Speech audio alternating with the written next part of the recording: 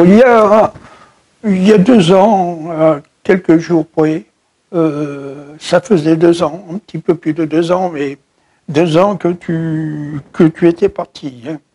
Cela m'avait fait sombrer dans une sorte de dépression, mais une dépression particulière. Une dépression, c'est qu'on ne trouve pas vraiment de motivation dans la vie, c'est on a l'impression que tout ce qu'on entreprend ne pourra jamais marcher. Hein. Et on s'enfonce, c'est ça la dépression. Hein. Alors quand tu es décédé, hein, c'était pour moi autre chose qu'une dépression. C'était le bateau qui coulait, et le bateau sur lequel on se trouve tous, hein, on se trouve sur un bateau, qu'on soit pauvre ou riche, hein, vieux ou jeune, blanc ou noir, j'allais dire, on est tous sur un bateau. Hein. Et à un moment donné, on sent que le bateau va couler, et il coule. Mais ce qui est plus grave encore, c'est de voir les personnes que l'on aime, hein, celle qui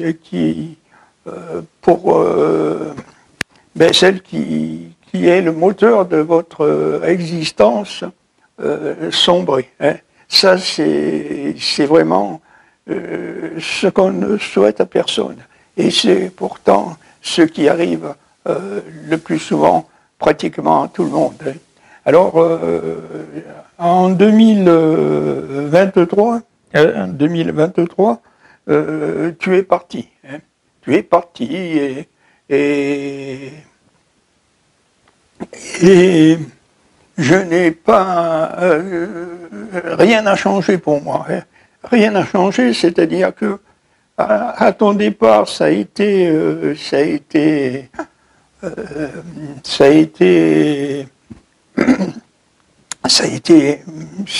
pour moi la fin de...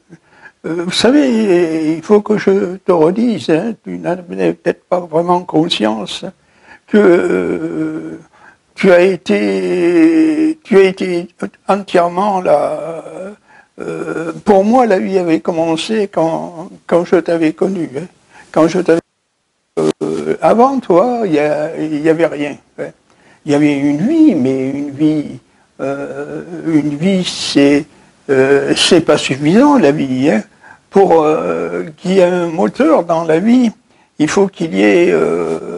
On n'est pas l'être humain à cette. Je pense que beaucoup d'animaux aussi, d'ailleurs, à cette particularité de ne pas pouvoir vivre seul. Hein. C'est-à-dire, il est seul, mais certains s'accommodent à être seuls. Ça, c'est ce qui arrive à beaucoup. Hein. Malheureusement, ça arrive à beaucoup de vivre seul. Et ça m'est arrivé à moi jusqu'à l'âge de 33 ans, d'ailleurs, notez le chiffre 33. Je ne crois pas qu'il y ait... D'abord, je ne crois pas au hasard. Hein. Je ne crois pas qu'il y ait de hasard. Et pour moi, quand je t'ai connu, et j'avais 33 ans, hein, 33, et ce n'est donc pas un hasard s'il y a eu cette rencontre. Hein. Et quand tu es parti, hein, dans cette chambre d'hôpital, hein, je remercierai jamais assez les deux formidables médecins chargés du secteur où tu te trouvais, de m'avoir fait passer une semaine avec toi. Une semaine une chambre à deux a été mise à notre disposition, hein, pour que nous puissions peut-être communiquer. Hein, parce que les deux médecins étaient persuadés, hein, ce n'étaient pas des médecins qui n'ont pas de cœur, hein, ce n'étaient pas des médecins comme j'en ai vu beaucoup pendant la période du Covid. Hein, ça a été deux médecins formidables, hein, deux médecins vraiment formidables, formidables. Et ils m'ont fait passer une semaine à tes côtés. À tes côtés. Tu étais alors dans le coma, et ces médecins m'ont dit, parlez-lui, je sais que vous êtes là, parlez-lui. Et c'est ce que je n'ai pas cessé de faire. Hein. Et quand tu es parti, quand ce dimanche de juin 2023, hein, ce dimanche de juin 2023,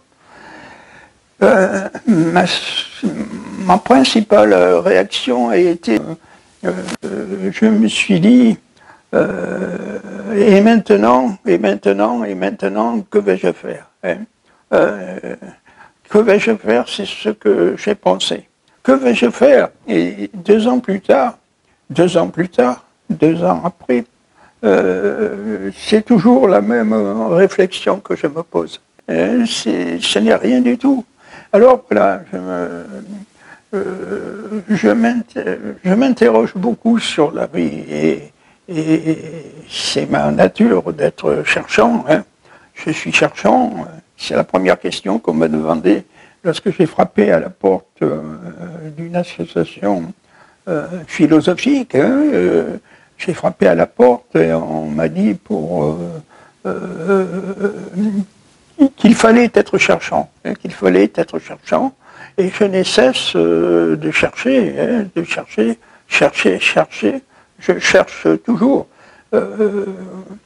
Je pense que je crois d'abord à des valeurs, tous des valeurs dans sa vie, et ces valeurs, elles sont dans notre cœur. Hein. C'est tout, c'est ça les valeurs. Hein. J'ai des valeurs, comme tout le monde, on a des valeurs, mais la valeur qui est la mienne, hein, c'est celle de l'amour, hein, de l'amour. Et de l'amour, c'est ça les valeurs qui sont les miennes. Il n'y a pas de hasard. Hein, et alors officiellement, on met des valeurs, des raisons, plutôt des motifs, tout à fait différents. Hein. Il y a eu, on sait quelles sont les valeurs de 1789, quelles sont les valeurs qui ont été mises en avant, hein, au devant de la scène. Hein. Il a fallu mettre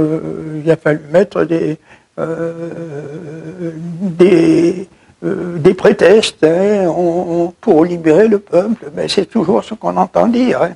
Alors, il n'y a pas de raison que cette fois, en 1789, et même après, ça n'a jamais cessé. Hein, ça n'a jamais cessé. Je pense que, je l'ai déjà dit et je vais le redire parce que c'est clé, c'est majeur, c'est important.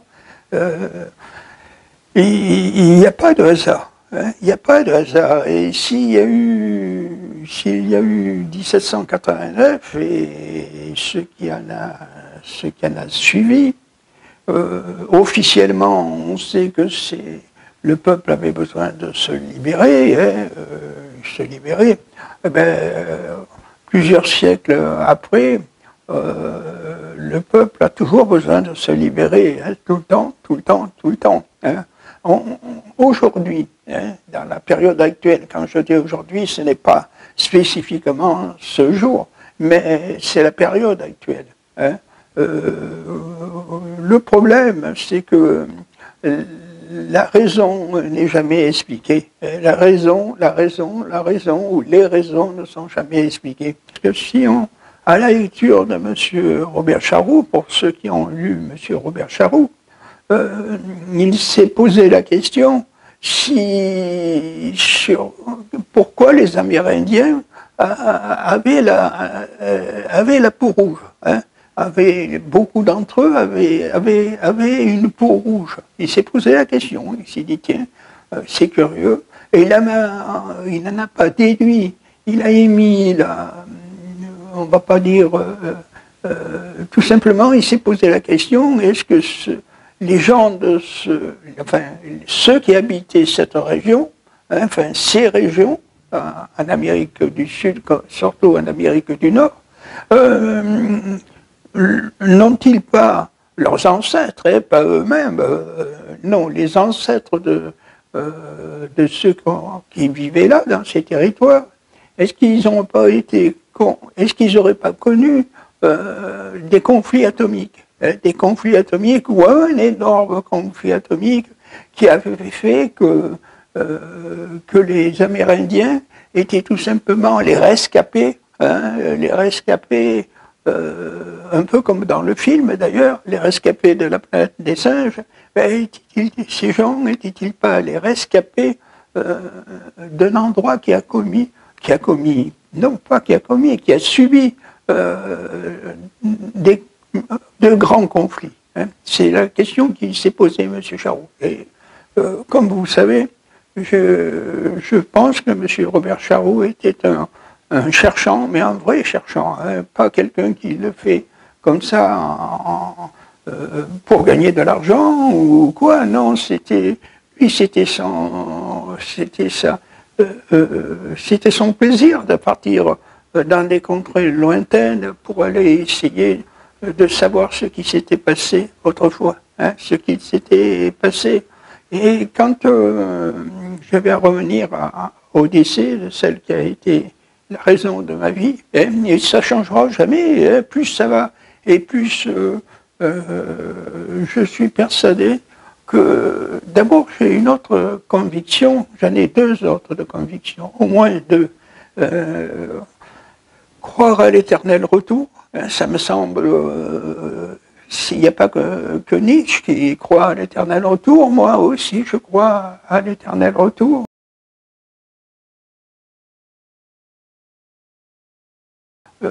Pour moi c'est lié, hein. L'incarnation des âmes et l'éternel retour sont liés, hein. Et l'incarnation des âmes, ça explique ce lieu où elles s'incarnent, hein. Officiellement, je le dis 3 fois parce que c'est clé, c'est majeur, c'est important. La Terre est une planète comme une grosse plante, une planète qui est là sans réelle explication. C'est une planète.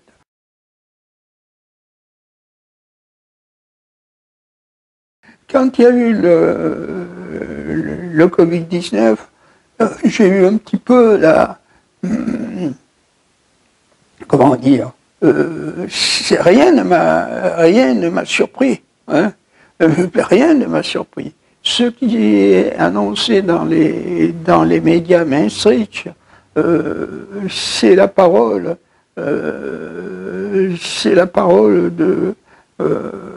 des explications officielles et rien de plus, hein, rien de plus. Sans toi, ce n'est rien, hein, c'est évident, hein, c'est là que je suis. Alors, j'ai une autre réflexion qui me vient souvent à la tête, c'est pourquoi je t'ai connu à 33 ans. Pourquoi je t'ai connu à 33 ans? Vous savez que si on a attribué l'âge du Christ lorsqu'il a été, hein, c'est ce qu'on peut dire, lorsqu'il a été mis sur la croix, était de 33 ans. 33, mais cet âge n'est pas dit au hasard, hein. S'il est mentionné, c'est que ça, il y a là une raison. Ce n'est pas le hasard, il n'y a pas de hasard, hein. Si l'âge de Christ, c'est qu'il y a quelque chose à comprendre là-dessus. Si moi, je t'ai connu à 33 ans, c'est qu'il y a aussi quelque chose à comprendre là-dessus, Hein. Autre chose, tu avais alors 39 ans, 39 ans, 39 ans, 39. Hein. Autrement dit, c'est 3 et 9, 12. Hein. Le chiffre 12, kabbalistiquement, c'est le chiffre 3. Hein. Alors, je t'ai connu à 33 ans, et quelque part, toi, tu représentais la valeur symbolique du chiffre 3. Et le chiffre 3, comme vous le savez, a une grande importance, une très grande importance. C'est peut-être même le chiffre qui a en tout cas pour moi, c'est celui qui a le plus de valeur symbolique. Le plus de valeur symbolique. Alors qu'est-ce qu'il est en train de se passer? Il est en train de se passer que je me demande vraiment quelle est la signification de tous ces chiffres. Hein, quelle est la signification de tous ces chiffres? Je suis cherchant, on m'a dit qu'il fallait être cherchant, donc je cherche, hein, je ne fais que chercher, hein, mais en tout cas je sais. Claude François disait, je sais que c'est la fin, hein, et qu'il n'y a plus d'espoir, hein, et pourtant j'ai si mal de savoir qu'un autre déjà te serre dans ses bras, c'est un peu ce qui m'arrive. Hein.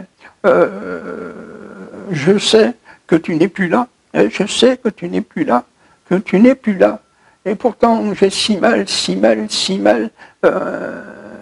de savoir qu'une autre force déjà te tient dans ses bras. Hein. La force qui te tient dans ses bras, c'est celle du miroir.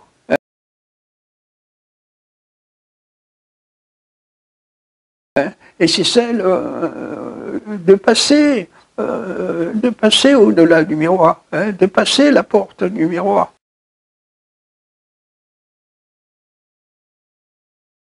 Hein. C'est d'ailleurs tout à fait évident. Hein. La seule possibilité que j'aurais de te retrouver, c'est moi aussi de passer de l'autre côté du miroir. Hein. C'est absolument la seule possibilité. Une autre curiosité qui m'interroge beaucoup, c'est que jusqu'à présent, vous savez que, comment dire, le suicide était mal vu, hein, surtout par les religions, au moins les 3 religions monothéistes n'apprécient pas beaucoup le suicide. Pourquoi ces 3 religions n'apprécient pas le suicide? Je ne saurais pas vous le dire, mais elles ne l'apprécient pas beaucoup. Hein. Il semblerait que si on vient sur ce lieu qui s'appelle la Terre, c'est qu'il y a une raison. Hein. C'est qu'il y a une raison. Il y a une raison à ce qu'on soit là. Hein. Ça c'est et au fond, il n'y a pas de hasard. Hein. Il n'y a pas de hasard. Donc il est très probable qu'il y ait une raison qu'on soit là. Si maintenant, quand je dis maintenant, je veux dire depuis, grosso modo, depuis 2025, le suicide pourra être accrédité. Hein. Il était mal vu, il était même interdit, il était tout s'opposait à ce passage, hein, à ce passage à ce passage différent, hein, parce que normalement on doit attendre la fin de notre vie pour pouvoir passer la porte. Hein. Tant qu'on a... Et cette porte, ce passage de la porte, doit être le plus naturel possible. Hein. Il ne faut pas qu'on bouscule et essayer de passer. Je sais que c'est comme ça que l'expliquent les 3 principales religions monothéistes. Je sais. Au fond, on doit attendre l'heure finale, on doit l'attendre là. Alors le plus souvent, quand on l'attend dans le processus autorisé, hein, c'est-à-dire la fin de vie normale. Hein, c'est peut-être pas très joli, hein, c'est pas très joli. Il suffit de se rendre un petit peu dans, pas avec curiosité, mais avec sentiment dans les EHPAD pour voir que les fins de vie, beaucoup de fins de vie humaines sont très tristes, hein, beaucoup, beaucoup, beaucoup. Hein. Il suffit de se rendre dans ces lieux pour comprendre que c'est très triste, de finir comme ça. Mais de notre côté, imaginez une société qui, en fin de compte, pratique ce qui s'appelle l'euthanasie, hein, parce que ça s'appelle comme ça, c'est-à-dire quand un pouvoir décide, hein, des lois ou prendre des décisions pour, en somme, pour exterminer, hein, on ne peut pas le dire autrement, ceux qui ne servent plus à la société. Je ne suis pas sûr que ça soit très joli aussi. Hein, je ne suis pas sûr que ça soit très beau. Hein, tiens, à partir de tel âge, quand vous êtes plus rentable pour la société, quand vous ne rendez plus, vous avez plus d'utilité, hein, à être là, ah ben, ça coûte moins cher de vous supprimer, de vous enlever la vie. Hein, ça coûte moins cher. Ça, c'est très joli aussi. Hein, c'est la question que je pose à ceux qui sont d'accord pour ce raccourcissement de vie. Hein, par contre, une civilisation qui laisserait qui pousserait pas les gens vers la sortie, mais qui les laisserait seuls en leur âme et conscience. C'est une phrase que je sors souvent, en leur âme et conscience. En leur âme et conscience. Choisir d'en finir ou pas avec l'existence, c'est un petit peu autrement. Hein. C'est-à-dire une civilisation qui écourtisse et qui rend plus court les vies parce que les êtres sont plus rentables ou qu'ils sont une charge pour la société, ou tout simplement, les familles trouvent que ces poids pèsent du poids et qu'il vaut mieux peut-être pour s'acheter une belle maison, hein, fermer les yeux sur les disparitions, ça facilitera beaucoup les choses, hein, parce que au fond, depuis le temps que l'on en rêvait, d'avoir une maison, beaucoup de vies sont un peu comme ça d'ailleurs. Hein. C'est un peu triste, hein, un peu triste. Il vaut mieux écourter la vie de ceux qui de toute façon vont partir, plutôt que attendre de s'acheter une belle maison ou attendre de financer de beaux projets, hein, parce que c'est tellement plus simple. Hein. Quand la question que je me suis toujours posée dans ma vie, que je me poserai toujours, c'est, je viens de vous le dire, l'âme. Je pense que l'âme existe et je pense qu'il existe aussi la conscience. Ceux qui n'ont pas d'âme et ceux qui n'ont pas de conscience, pour moi, ne sont pas des humains. Hein. C'est ma fonction, c'est pas ma fonction, c'est ma façon de concevoir l'existence. Hein. C'est ma façon de la concevoir, l'existence. C'est-à-dire que, pour moi, ce lieu est un lieu où s'incarnent les âmes. Voilà. Où on est avant d'être ici, je ne vais pas vous le dire, parce que je ne le sais pas. J'ai peut-être bien une petite idée, mais je préfère ne pas la dire, puisque je ne le sais pas. Parce que quand on arrive ici, c'est qu'on vient d'un autre lieu. hein, sur ce lieu qui s'appelle la Terre. On est là, et si on s'incarne, ce n'est pas un hasard. Bien sûr, il y a le processus d'enfantement de nos parents qui se sont rencontrés et qui se sont, si c'est bien, si c'est joli, hein, si c'est pas comme ça, c'est plus triste, mais si c'est comme ça, ils se sont aimés et ils ont eu, leur amour a provoqué une naissance. Hein, ça, c'est classique. Hein, c'est classique. Mais y a-t-il que ça? Y a-t-il que ça? Y a-t-il que ça? Ou y a-t-il des périodes tout à fait différentes à ça? Ça, c'est le processus officiel. Mais vous allez me dire, tout le monde suit ce processus. Mais ça ne veut pas dire qu'il n'y ait pas un lieu où l'on est avant d'arriver ici. Hein. Pour moi, il y a un lieu où on est avant d'arriver ici, avant la conception. Hein. Il y a un lieu, un espace, une dimension, si vous préférez, c'est plus joli et c'est plus vrai de dire une dimension.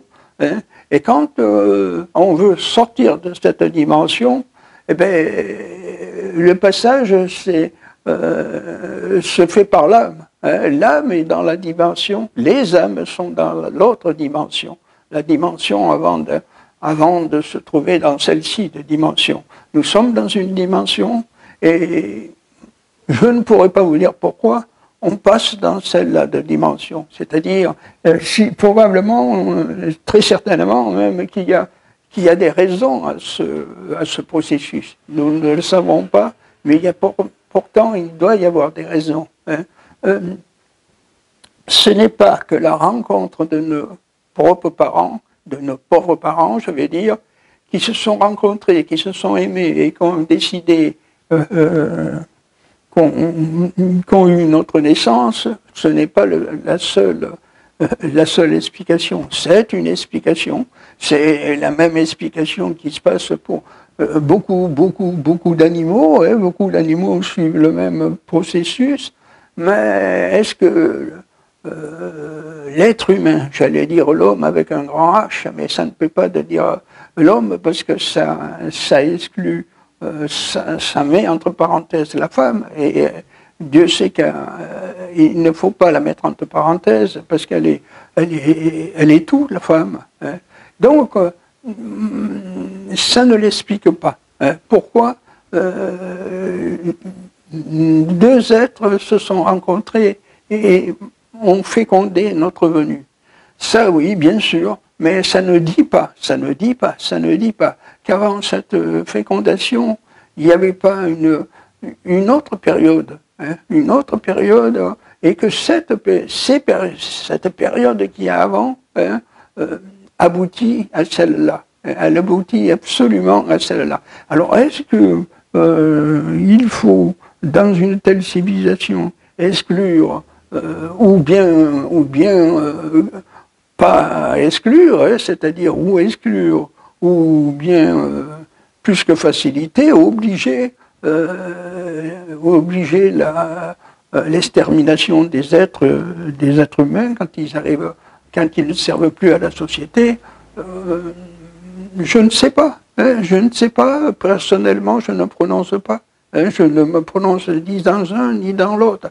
Par contre, j'ai toujours cru, et je l'ai toujours dit, que si nous le souhaitons, hein, si entre nous, entre notre âme, en âme et conscience, c'est ça que je voulais dire, en âme et conscience, nous décidons qu'il est temps pour nous de nous en aller, ben, je crois que je ne sais pas si c'est bien de s'opposer à ça. Je ne le sais pas. Je ne le sais pas. Hein. Et je ne le sais. Et voilà, je ne le sais pas. En tout cas, la chanson de M. Gilbert Bécaud, et maintenant que vais-je faire, c'est comme ça que c'est ce que j'ai pensé, hein, et c'est ce que j'ai ressenti plutôt, et après pensé, d'abord ressenti. À ton départ, ben, ça ne s'est pas arrêté. D'ailleurs, comme je vais le redire, et comme je le dis souvent, et c'est la seule explication, pour moi, la vie avait commencé quand je t'ai rencontré. Avant, il n'y avait rien. Hein. Il n'y avait rien avant, il n'y avait rien avant. Et quand je t'ai rencontré, la vie a commencé là. Pour moi, la vie a commencé. Et après, quand tu es parti, j'allais dire quand ton âme est partie, je ne sais pas, mais c'est vrai que je me suis trouvé dans la situation, dans le cadre de la chanson de Monsieur Gilbert Bécaud, et maintenant, que vais-je faire? Ben, c'est tout à fait ce que je me pose. Je me dis, comme espoir qui me reste, c'est qu'il y a peut-être une explication. Il y a peut-être une explication à chercher. Il y a peut-être une explication à chercher. Officiellement, c'est juste matériel. C'est juste parce qu'on est là et la vie, elle est là, et ben, il faut la continuer. S'il n'y avait que ça comme explication, ça serait pauvre. Et vous savez, je vous l'ai déjà dit, mais je vais encore le redire, je me considère comme un pauvre en esprit. Un pauvre en esprit, un pauvre en esprit, un pauvre en esprit.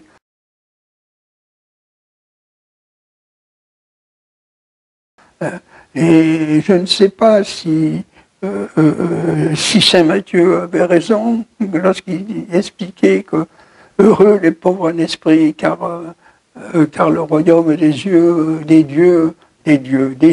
leur est offert. Je suis heureux si le royaume des cieux m'est offert. Je n'ai jamais voulu, jamais attendu de richesse matérielle. Jamais. C'est pour moi, c'était pas un espoir, parce que cette vie sur la planète Terre est juste une devanture. C'est juste une devanture. Et le bonheur ne réside pas dans le matériel. Le bonheur ne réside pas dans le matériel. Il y a une autre explication dans la vie qui m'est apparue lorsque j'ai lu de Serge Hutin, Gouvernants invisibles et sociétés secrètes. Quand j'ai lu ce livre, apparemment il n'a pas beaucoup plus de... il m'a tracé une route, ce livre. Serge Hutin m'a tracé une route, parce que j'ai cru... je croyais un peu qu'il y avait des décisions humaines qui se passaient sur la Terre. Je croyais que parmi les souverains, parmi les rois, parmi les présidents, parmi ceux qui forment les gouvernements, parmi les chefs d'État, il y avait des gens qui prenaient des décisions. Et il y avait des gens qui construisaient quelque chose. Il y avait des gens qui bâtissaient des civilisations, qui étaient là et qui ils travaillaient à la conduite des civilisations. Mais quand j'ai lu Serge Hutin, Gouvernants invisibles et sociétés secrètes, tout a disparu. Tout a disparu. Tout a disparu. C'est-à-dire, ce qui a disparu, c'était les devantures qui étaient devant. Au contraire, ça n'a pas disparu. Ça m'a crié la voix. La voix. C'est-à-dire que ce livre m'a apporté une sorte de révélation. De ne plus croire aux devantures qui sont devant, c'est-à-dire ceux qui forment les chefs d'État, les gouvernements, les rois, les ministres, tous ceux qu'on voit au devant de la scène. Je me disais, c'est eux qui dirigent, c'est eux qui dirigent, c'est eux qui sont là. Mais quand j'ai lu ce livre, tout ça s'est évaporé. Et j'ai eu la certitude, mais alors vraiment la certitude que l'auteur ne mentait pas et qu'il ne se trompait pas, qu'effectivement tout ça n'était qu'un décor. Il ne fallait pas s'attarder sur ceux qui sont devant de la scène. Il fallait plutôt essayer d'interpréter ou de comprendre qui est derrière la scène. Comprendre qui est derrière la scène. Ça a été la première certitude que j'ai eue. La seconde, c'était celle de l'éternel retour. Je crois que ce qu'expliquait M. Nietzsche, que pour lui, tout recommence. C'est comme un sablier que l'on retourne sans cesse, et les grains de sable, c'est-à-dire les civilisations, périssent, elles naissent, et elles périssent. C'est ça qui m'est venu la certitude. Il n'y a pas de début, il n'y a pas de fin, il n'y a pas de commencement. Tout ça est un éternel, un éternel, comme le soleil qui se lève tous les matins. C'est exactement pareil. Ou la nuit qui se couche tous les soirs. C'est exactement pareil. Alors, je sais, cette vidéo a été un peu confuse. Elle a été un peu confuse. Mais ce qui n'était pas confus, ce qui était certain, mais alors certain, c'était que la chanson de M. Gilbert Bécaud, et maintenant, elle représente tout à fait ma vie, le jour de ton décès. Je vous remercie.